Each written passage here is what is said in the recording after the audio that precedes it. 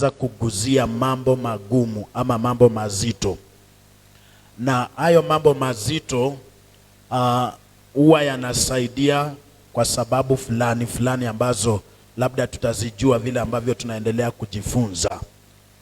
Sababu ya kwanza ni kwamba hatutabaki watoto milele. Tunahitaji kuongezeka katika kukua. Ndio maana unapata katika mafundisho ama katika mahubiri kuna mambo mepesi mepesi, rahisi rahisi, na kuna mambo mazito mazito. Sasa tunafanya namna gani ndio kanisa lisikue tu la watoto wachanga? Kwa sababu pia tusipokuwa makini unaweza jipata tumesalia tu katika uchanga wa rohoni. I feel comfortable there. Tunaweza jipata tumesalia tu wachanga wa rohoni, yaani kuwa tunakuzia tu zile vitu ambavyo ni za msingi. Lakini Mungu anatuhitaji pia tuendelee kukua, ya kwamba vile tunasonga pamoja katika masuala ya roho. Ndio unaona Yesu alifika mahali akaenda katika kiwango kingine katika mafundisho yake, na akaanza kufundisha watu wafuasi wake mafundisho magumu kidogo, na Bible inasema ya kwamba wengi waliona wanashindwa. Walikuwa wanashindwa kwa sababu Yesu alikuwa hajafa msalabani. Lakini baada ya Yesu kufa, mtu alisema kabla ya kufa, alisema mambo ambayo ninawaambia kwa sasa hamuna uwezo wa kuyaelewa, na niko na mambo mengi ya kusema, lakini hata nikiyasema saa hii sitaelewa. Lakini ajapo Roho Mtakatifu, Roho wa kweli, atawafunza katika kweli yote. Kwa hivyo ndio maana ninataka tunapojifunza neno la Bwana tuwe tayari kwa hizi mambo zote mbili, ya kwamba sio kila wakati tutakuwa tunafunza mambo mepesi mepesi. Mambo ya utafunguliwa, utabarikiwa, hayo mambo ni mazuri, lakini kuna wakati tutaingia katika vilindi vya kiundani. Na ombi langu ni kwamba ninaomba tuwe watu wa kufuata kwamba tunapoingia kiundani tunaingia sisi wote. Maana changamoto ya kusalia tu katika viwango vya juu ni kwamba wakati mambo ya kiundani yanakuita, hautakuwa na nguvu za kuitika, hautakuwa na uwezo wa kutoa nguvu ambazo zinaweza yeyusha mambo mazito. So mafundisho yetu on Sunday yalikuwa magumu na yalikuwa yatusaidie kuprepare for the whole topic, kwa sababu mwezi huu wote tunaenda kuongea kuhusu Genesis, na ndio maana nilitaka kwanza tudadafue yale maswala magumu kwanza, and we did a very good work on that. And yeah, somebody was telling me, Pastor, you gave us more than 25 scriptures in a single service. And I said yes. And I said the reason why I did like that, it was to prepare you, because that is what we are going to learn throughout the month, and we shall keep repeating until somebody understands. Praise the name of Jesus. Kwa hivyo, you prepare your mindset. Don't say I did not understand. No. Prepare your mind in such a way that I will understand, because we shall repeat it and repeat it and repeat it until somebody gets something in the name of Jesus. Remember, our aim of teaching is to have people understand. We don't teach to show off. No. We teach to have people understand. And when people have not picked it, we can repeat as many times as we can so that people understand the word of God in Jesus' mighty name. Today we are again in Genesis. Like I said, we shall do a very, very thorough repetition. But I want to begin from somewhere. Today we are learning at Jesus, the light of the world. Jesus, the light of the world. Now, in Genesis, I began with the most difficult portions. The most difficult portions. So the remaining ones are easier for us to understand. And that is why I want us to get along. Please give us Genesis chapter 1. Genesis chapter 1. Let's begin from verse 3. Genesis chapter 1. Let's begin, or rather let's just begin from verse 1, and I will be a little bit slow so that somebody gets me. Are we in Genesis chapter 1? Glory to God. Genesis chapter 1. Please. Okay. I think we are there. Let's read together. 1, 2, go. In the beginning, and God saw that the light was good, was suitable, pleasant, and he approved it. And God separated the light from darkness. Look at the next verse. And God called the light day, and the darkness he called night. And there was evening, and there was morning one day. Now, if you look at the original context, or rather text, it was heavier than this, what we have just read. Because in the original, the Bible does not say, God said, let there be. No. In the original, we get something like this. And God said, light be.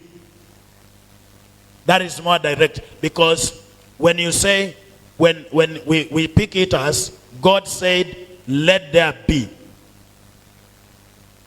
Let there be. It means there is someone who should let it happen, isn't it? But in the original, it's not like that. In the original, it's like, God said, light be, and light was. That means it's God who did it.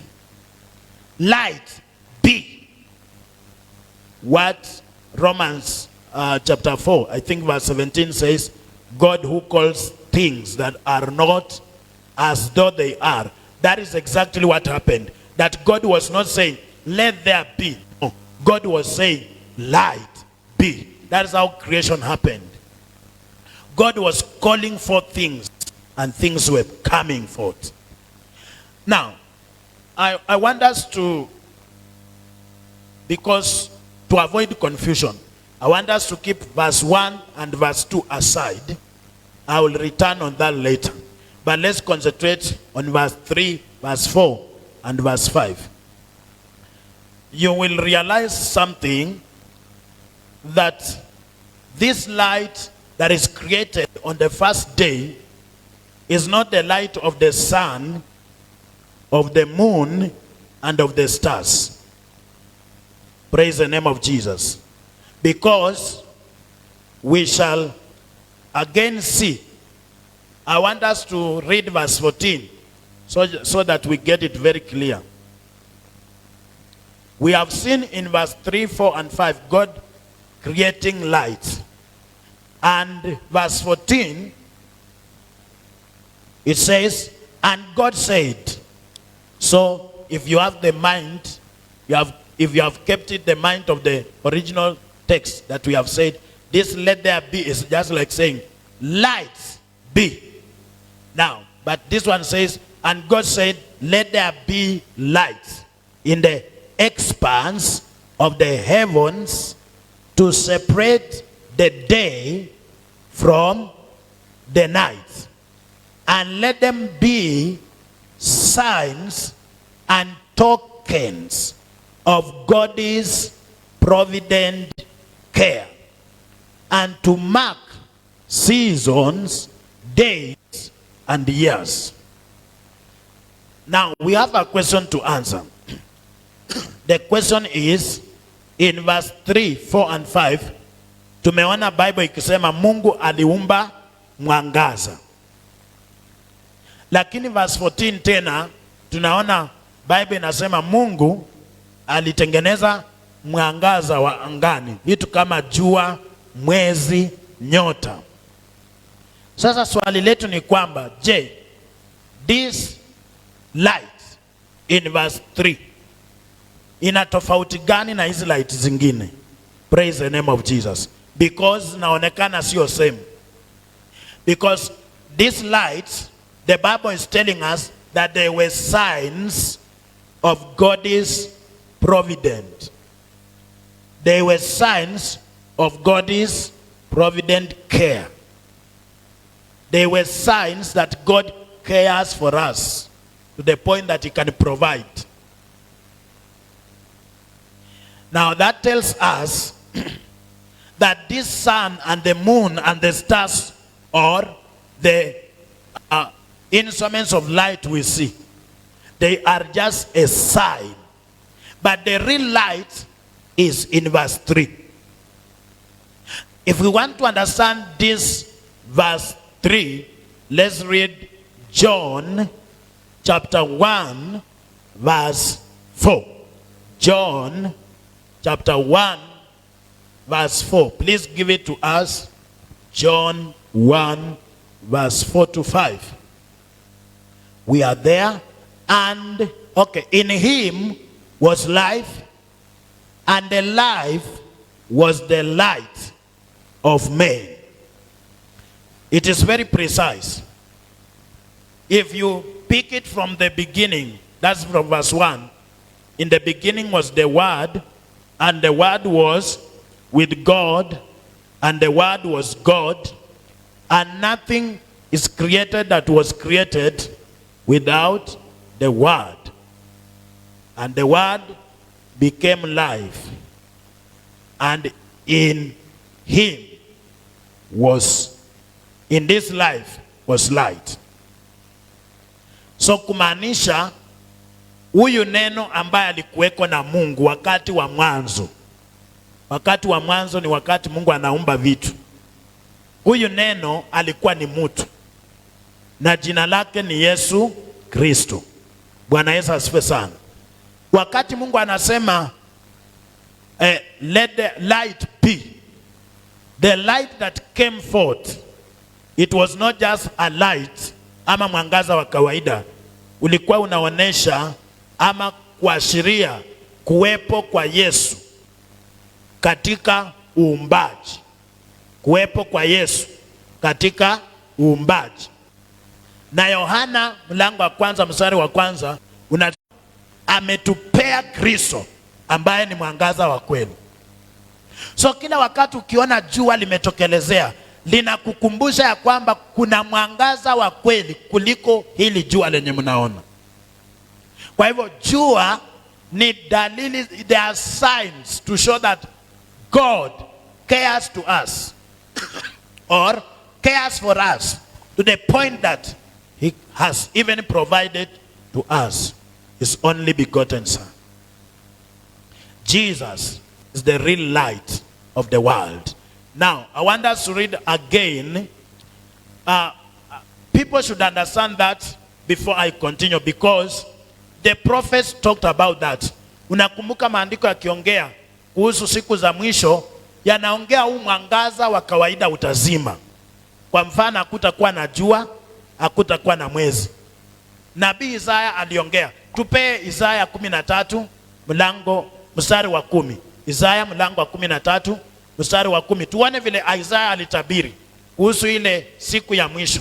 Utaona kuna vile anataja kuhusiana na mwangaza, na inatupea uhondo ama ukweli wa kujua kwamba kuna mwangaza zaidi ya huu mwangaza wa jua na mwezi ambao tunaona. Isaya 13 mstari wa 10 inasema namna gani? Quickly please. Isaya 13 mstari wa 10. Tupe tafadhali. Tumefika pale. For the stars of the heavens and their constellations will not give their light. The sun will be darkened at its rising, and the moon will not shed its light. Isaiah anatabiri ya kwamba huu mwangaza wa kawaida hautatokea, na jua halitatoa mwangaza wake, na mwezi utakuwa hauna mwangaza wowote. Isaiah aliitoa kwa umbali, lakini Yoeli atatusaidia kuileta kwa njia ya ukaribu sana. Tupe Yoeli 2 mstari wa 30. Yoeli 2, Joel chapter 2. Give us from verse 30. Joel brought it a little bit, clear. Joel chapter 2 verse 30. Joel chapter 2 verse 30. Okay, be quick please. Put your hand on that thing. Let's keep moving. And I will show signs and wonders. Again, maandiko yanatukumbusha kwamba huu mwangaza wa jua na mwezi na nyota imewekwa tu kuwa dalili za kuashiria jambo halisi. Kwa nini Mungu aliumba mwezi na jua na nyota? Ili vitusaidie kuwa dalili na ishara. Vitakuwa ishara ya nyakati kama siku, mwezi, miaka. Itakuwa ishara ya muda, yani time. Na hapa pia inatumika kama ishara ya kuonesha mwangaza halisi. Sasa itasaidia watu kutofautisha kwamba kama mnasema mwangaza ni jua, mwangaza ni mwezi, wakati vimezimwa, mwangaza utatoka wapi? Yoeli anasema hivi, and I will show signs and wonders in the heavens and on the earth, blood and fire and columns of smoke. Look at verse 31. Verse 31. Natembea katika njia za Bwana. Siku ya kuja kwa Yesu haitakuwa siku mbaya kwao, itakuwa siku mzuri kwao. Kwa hivyo nabii Yoeli anaiweka hivi, itakuwa siku kubwa lakini yenye kutisha. Itakuwa siku kubwa kwa wale ambao wamekubali mwangaza, wanatembea kwa mwangaza na njia zao, matendo yao yako katika mwangaza. Hao hawana jambo la kuogopa kwa sababu siku hiyo itakuwa siku kubwa kwao. Lakini kwa wale ambao walikataa mwangaza, ambao wamekataa Yesu, wanaendelea kutembea kwa giza, itakuwa siku ya kuogopesha. Kwa hivyo tukiongea kuhusu kuogopesha, lazima tujue inaogopesha nani. Inaogopesha wale ambao wamekataa Yesu, wale ambao wanatembea katika matendo yasiyo mazuri. Haleluya, Bwana Yesu asifiwe sana. Lakini Yoeli ana jambo la kuongezea. Anasema, and whoever shall call on the name of the Lord shall be what? Delivered and saved. For in Mount Zion and in Jerusalem there shall be those who escape, as the Lord has said, and among the remnant of survivors shall be those whom the Lord calls. He makes it clear ya kwamba yule atakayeliita jina la Bwana ataokoka. Bwana Yesu asifiwe sana. Na ndio unaona hili jambo lilitukia katika siku ya Pentecost in Acts chapter 2 verse 19, 20 and 21. Wakati Petero anasimama kuongea, ananukuu nabii Yoeli na anasema haya ndio mambo ambayo yalitajwa na nabii Yoeli, ya kwamba katika siku za mwisho Bwana ataachilia Roho wake Mtakatifu, na wana watapokea, wataota ndoto, mabinti watatabiri. Bwana asifiwe sana. Haleluya.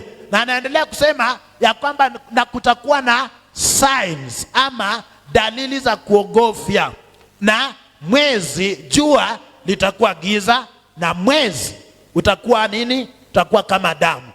Petero anatumia maandiko kama hayo kuambia watu sasa watubu na warejee kwa Mungu. Kwa sababu gani? Kwa sababu hizi dalili zinaonesha kuja kwa Yesu Kristo ambaye ni mwangaza wa kweli. Lakini tutajuaje kwamba Yesu ndiye mwangaza wa kweli? Wacha tuendelee na kusoma maandiko, tutakuja tu kuelewa. Nipe Ufunuo wa Yohana mlango wa 21, Revelation 21. Let's pick it from verse 23. Revelation 21, let's pick it from verse 23. I want us to know something here. Revelation 21 verse 23. Glory to God. Look at this, look at this. 1 to go.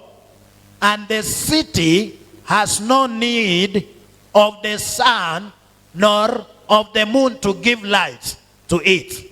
For the splendor and radiance, glory of God illuminates it.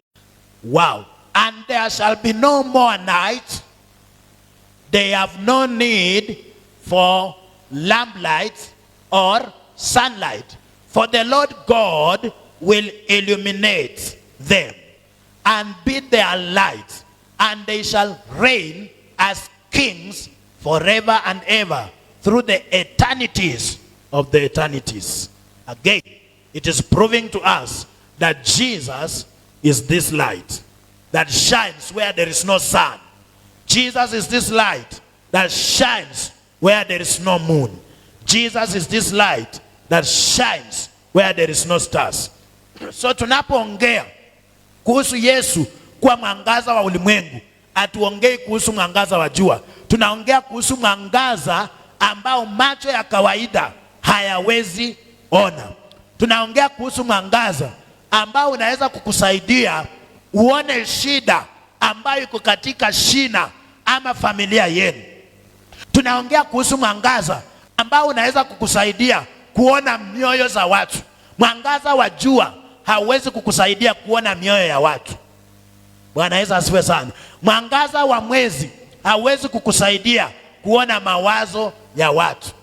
Bwana Yesu asifiwe sana. Mwangaza wa jua, hata x-rays zenye zinatumika kumulika mwili, zinaweza faulu kuona mifupa, zinaweza kufaulu kuona mishipa, zinaweza kufaulu kuona viungo vya mwili, lakini haiwezi kufaulu kuona mawazo na nia ya mtu na chenye anafikiria. Hakuna hospitali ambayo unaweza enda na wakufanyie x-ray kudetermine chenye unafikiria. Bwana asifiwe sana. Ama kudetermine siri za moyo wako. Lakini mwangaza wa Yesu Kristo ukiingia ndani ya maisha yako, una uwezo wa kujua siri zilizofichika katika moyo wa Mungu. Una uwezo wa kujua siri ambazo ziko katika mioyo ya watu. Bwana Yesu asifiwe sana.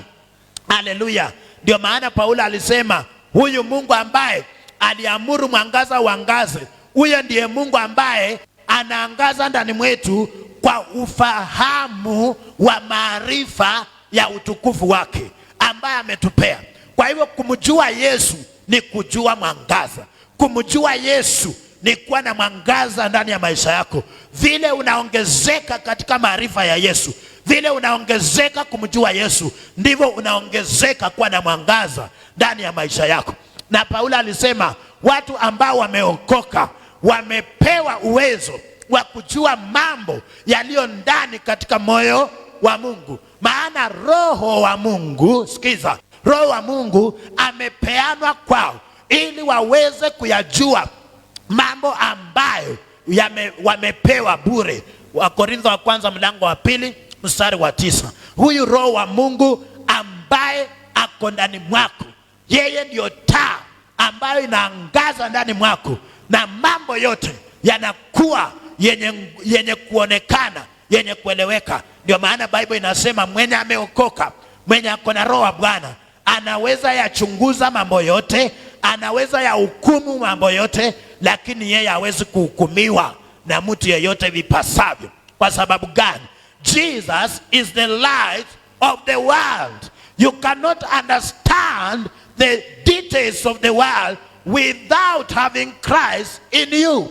So the more we know Christ, the more we are receiving the ability even to understand our lives, even to understand ourselves, even to understand our career. Jesus opens our eyes. Praise the name of Jesus. Hiyo inaniambia ya kwamba mtu ambaye hajapokea Yesu Kristo bado anatembea katika upofu wa rohoni. Upofu wa rohoni ni kukosa maarifa ama elimu ya Kristo. Tunapokosa elimu ya Kristo, tunaendelea kuwa gizani. Maana sikiza, kabla hakujaumbwa kitu chochote, ilipaswa kuwe na mwangaza wa kweli ambaye ni Kristo. Kumaanisha kila kitu ambacho kilikuja kuumbwa baadaye, kuanzia siku ya pili tukiendelea, kiliumbwa in the context of the light of God. Kumaanisha uwezi jielewa kama Yesu hajatawala maisha yako. Bwana Yesu asifiwe sana. Uwezi jielewa kama mwangaza wa Mungu haujaingia ndani mwako. Sikiza jenye mtume Yohana alisema katika barua ya Yohana ya kwanza. Tupe 1 John. Let's read together 1 John chapter 3 God is going to bless us. First John, let's first of all begin with chapter 1, and then we go to chapter 3. First John chapter 1 verse 5. We shall read to verse 7. We shall read to verse 7. First John. Thank you, Jesus.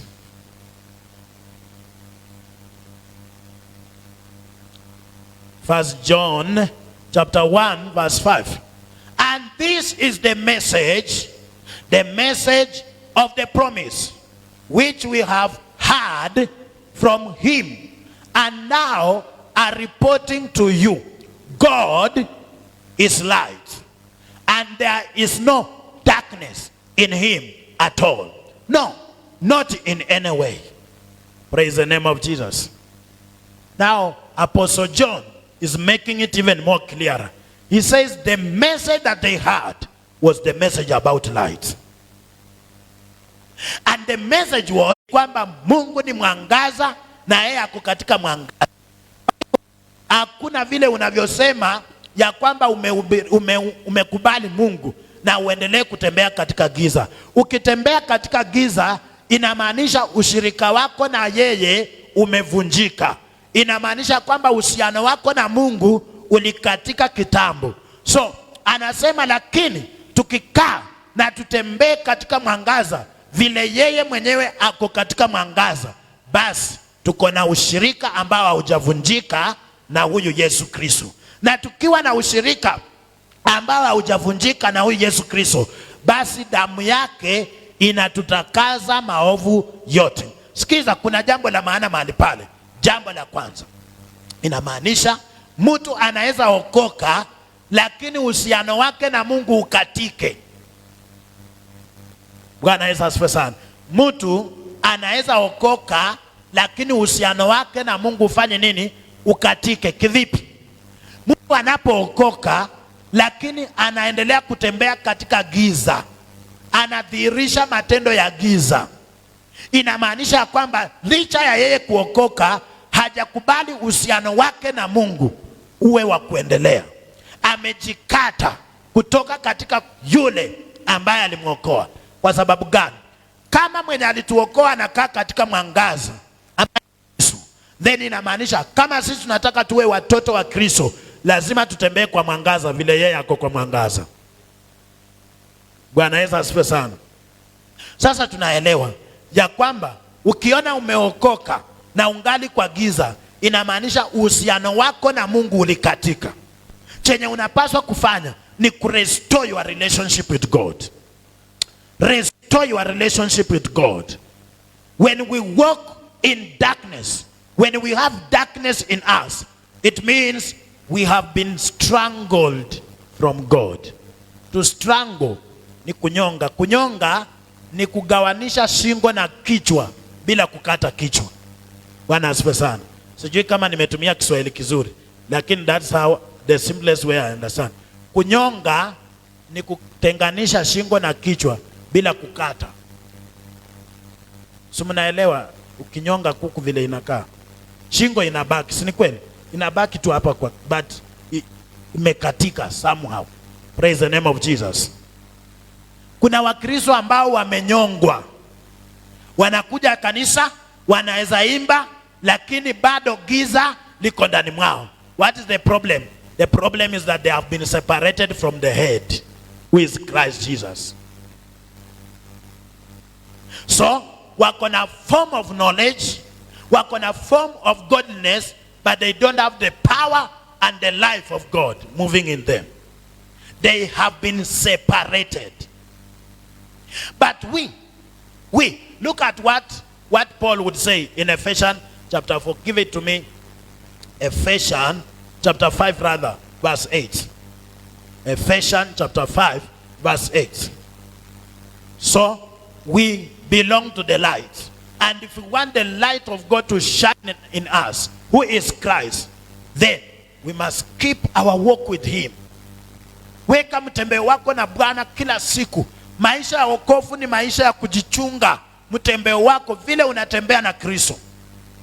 Ukiamka unachunga mwenendo wako, unachunga maneno yako, unachunga kila kitu. so that you successfully walk with Christ. Si rahisi na si automatic, inahitaji kazi ya kufanyia. Ndio maana Paulo alituambia katika Wafilipi 2:13 tufanyie wokovu wetu kazi katika kutetemeka na kuogopa. Chapter 5 verse 8, for once you were darkness. Maandiko yanatuambia sisi hata hatukuwa tu katika giza, sisi tulikuwa giza. Bwana asifiwe sana. Sijui kama kuna kitu unaelewa. Maandiko haisemi tulikuwa katika giza, inasema sisi tulikuwa nini? Kumaanisha ukiwa katika giza, doing the works of righteousness, you become light. So when Jesus said you are the light of the world, he meant we have been born again to do only things that please God, only things that pertain righteousness. Praise the name of Jesus. Praise the name of the Lord. Now I understand why the Bible would say in Ephesians chapter 4, I think from verse 20, it says, we have not so learned Christ. We have not learned Christ in such a way that we can have Christ and continue to walk in darkness. When we have Christ in us, we must endeavor to walk in righteousness. For in him there is light and there is no darkness in any way. So you cannot mix Jesus and darkness. No. You cannot mix Jesus and Belial. No. If it is Jesus, let him be Jesus. Prophet Elijah captured this revelation in 2 Kings, I think, 1 Kings, I think, chapter 17. And he walked out and asked people, wakati umefika ijulikane kama Mungu wa Israeli ndiye Mungu, tumwabudu yeye, na kama Baali ndiyo Mungu, basi tumwabudu. Na akaita watu, tunataka tujue Mungu wa kweli ni nani. Hatutaishi tukibahatisha ni Mungu ama ni Baali. Kama Mungu ndiye Mungu, basi na tumwabudu, na tusikue eti mixture ya Mungu na Baali. Hapana. It's the same thing we are getting here. Ukiokoka, uko ndani ya Yesu Kristo, you belong to the light. So we must endeavor to walk in light. Ukiona giza linakukaribia, kataa hilo giza, maana wewe si wa gizani. Ulitolewa huko. Kuna wakati fulani wewe ulikuwa giza, lakini mwangaza ukakuangazia. Bwana Yesu asifiwe sana. Mwangaza ulikuangazia na huo mwangaza ukakugeuza. Sasa wewe ni mwangaza wa ulimwengu. Walk that way, my brothers. Walk that way, my sisters. Hallelujah. Tembea kama mtoto wa mwangaza. Tembea kama mwana wa ufalme wa mwangaza. Wakolosai 1:13, ashukuriwe Mungu na Baba wa Bwana wetu Yesu Kristo, aliyetuhitimisha kushiriki katika mgao wa watakatifu, ambaye ametuhamisha kutoka katika ufalme wa giza na katulete katika ufalme wa mwangaza wa mwanawe wa upendo, yani Yesu Kristo. Hai, ambaye kwaye tuna msamaha wa dhambi kupitia damu yake. Haleluya. Alituhamisha kutoka wapi? Kutoka kwa ufalme wa giza akatuleta wapi? Kwa ufalme wa mwangaza. So ulikuwa giza, kwa nini? Kwa sababu ulikuwa kwa ufalme wa giza. Lakini sasa uko mwangaza kwa sababu uko katika ufalme wa wapi? Wa mwangaza. Come on. That means mwenye unafuata ufalme wenye unatumikia, utaamua ni nini chenye kiko ndani mwako. Kama wewe ni wa ufalme wa mwangaza, you are full of light. Umeaiona ng'ombe eti wakati inaenda kuzaa na inazaa haminyu, yani the chick? Has it ever happened? No. It cannot. So, light give birth to light. It is so simple as ABC. That because I have been born by the light, which is God, I must walk like a child of God. And tonight I want to talk to us. Please, as a church, let us walk as children of the light. When we are doing our businesses outside there, let us transact as children of the light. When we do our daily, go about our daily activities, let us walk as children of the light. You are a manager, you are a supervisor, you are a worker. In whatever institution you are, please work your salvation with fear and trembling, because you are the light of God. You are the light of the world in that particular institution. Walk as the light of the world. Because those who don't know God want to look at you to see God. There are people ukiwahubiria kuhusu Yesu hawataamini haraka mpaka waone huyo Yesu katika matendo yako, mpaka waone huyo Yesu katika kutembea, katika mienendo zako. Tusiwe watu ambao maneno yetu yanaongea kuhusu Kristo lakini matendo yetu yanamkana. Those are not the children of light. Anasema this thing is natural in us. We are native born. That means our nature is light. Kudanganya hakuko katika nature yetu. Our nature is to speak the truth. Our nature is to be honest. Our nature is to say it as it is. Our nature is not to hide.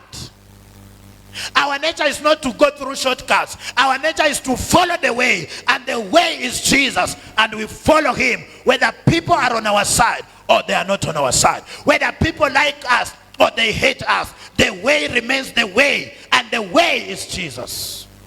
We follow it whether we are popular or unfamiliar, whether we are celebrities or unknown. It doesn't matter. What matters is we have known the way. We might be the few ones, we might be the minority, but that's not our point.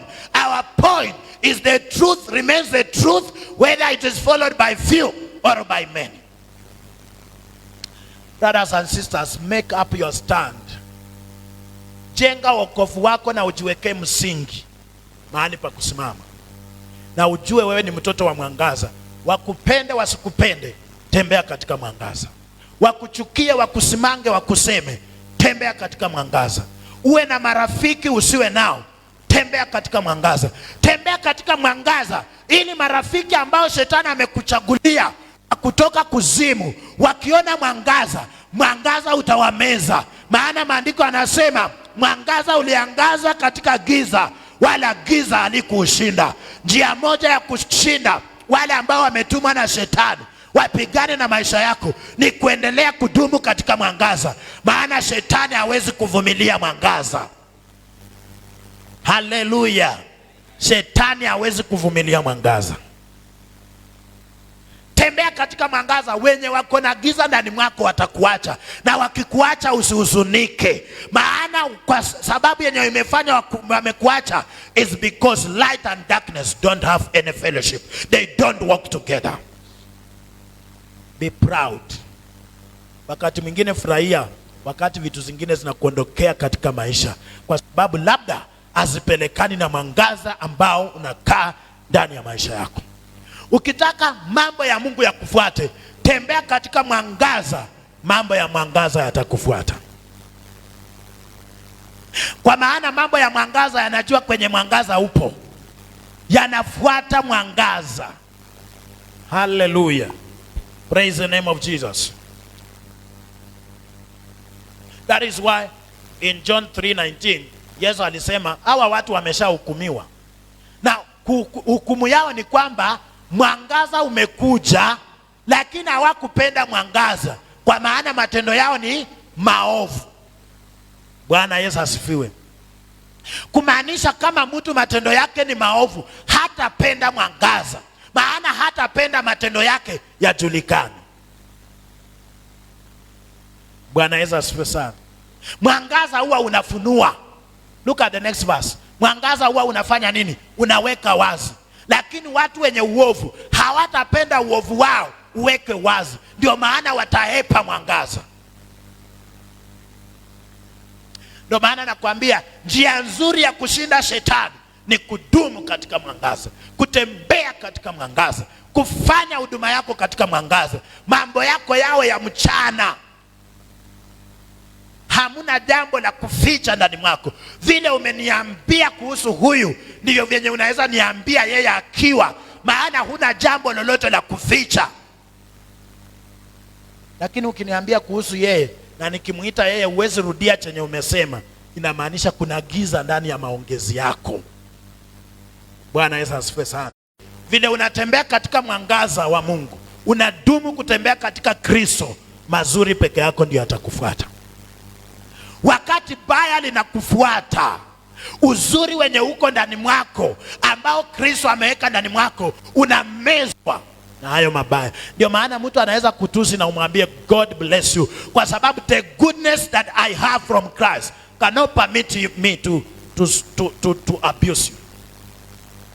Matusi yamemezwa na uzuri wa Kristo.